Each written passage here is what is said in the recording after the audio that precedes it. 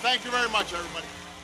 Oh, you feel for him there. You realise that's probably what the weather's doing outside at the moment. Oh, no, don't think it's that bad. Have you ever been in rain as heavy as that? It's horrible. I don't like getting wet, no. It rarely rains like it rains in the movies, but it did there, front pages of the papers this morning on this, the 1st of June, including live updates. Let's get a rundown of what else is happening. Other news of the day, Charlotte Hawkins with the details. Thanks, Eamon. The Duchess of York claims she'd been drinking before allegedly offering access to her ex-husband for £500,000 in her first television interview since being secretly... Thank you very much, everybody. It's that sort of rain that makes you wet, isn't it? It is indeed. That's when you need a presidential umbrella, isn't it? There's other sorts of rain, you know, but that rain is the wet sort. Soaked to the skin. Soaked to the skin. Soaked through, Charlotte.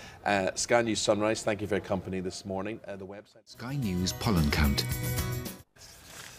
Sunrise, Tuesday, 1st of June. Showbiz stories. Kiki King is the woman across all of that. And me and Charlotte are eavesdropping on all that's going on. Good to see you, Kiki. Good morning. And the Duchess of York, Charlotte in the bulletin today was showing a clip from the Oprah Winfrey show. Well, it's going to be aired tonight, and by all accounts, it was supposed to be a sort of 10-minute apology, and it's turned into a really in-depth interview about what actually happened, the lead up to it. She admits, interestingly, that she hasn't actually seen the full tape until presumably she sits down to talk to Oprah. She has had an incredibly busy week since it's all happened, though. Yes, or maybe it's just that the cameras have been focusing on her more than they normally would, and this is sort of the way she... I mean, she has kept going.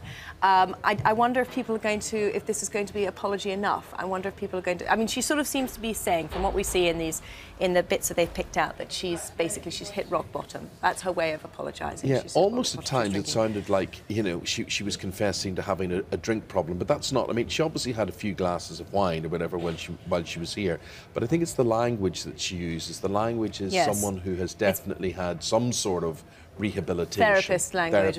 Yes, absolutely, absolutely. You can, and it's whether or not people are going to buy that. And I don't know whether they're going to buy it more in America than they will here. Well, I'll tell you, I was very sympathetic towards her when I realised that she's on 50% of her husband's income, which was half a naval officer's salary, which was £15,000, and she settled for that.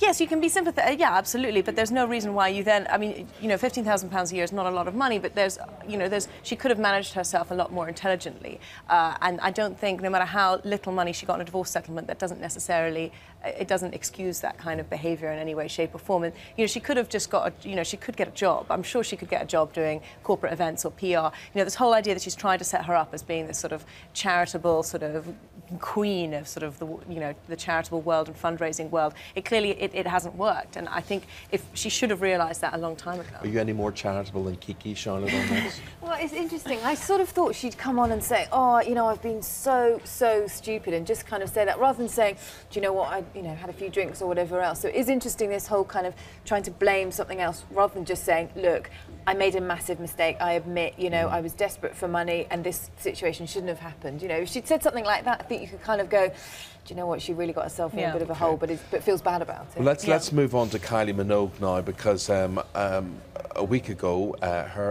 he's a Spanish boyfriend, isn't he? Yes. We're quite inseparable now. They may be separating. Yes, which is very sad. I think everybody looks to Kylie as somebody they sort of feel like they know and love and have a personal investment in. And it seems as though her boyfriend, Andres Segura, and her have now split. She celebrated her 42nd birthday here in London. He wasn't there. She went to the premiere of Sex and the City by herself. He wasn't there as well. Well, I can understand that. I mean, you know, how many blokes are going to go to that? True, that is fair enough. I think if you put Kylie on your arm, though, you probably would. Yeah, you would have, really.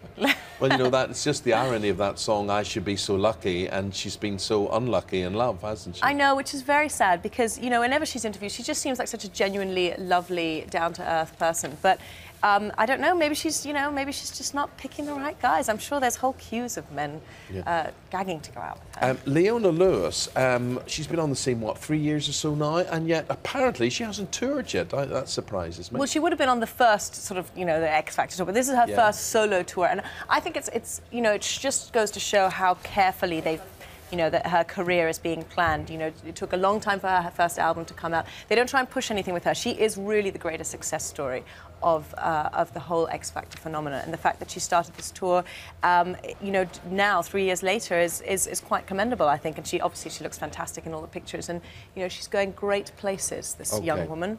Talking about looking fantastic. Final word about Naomi Campbell.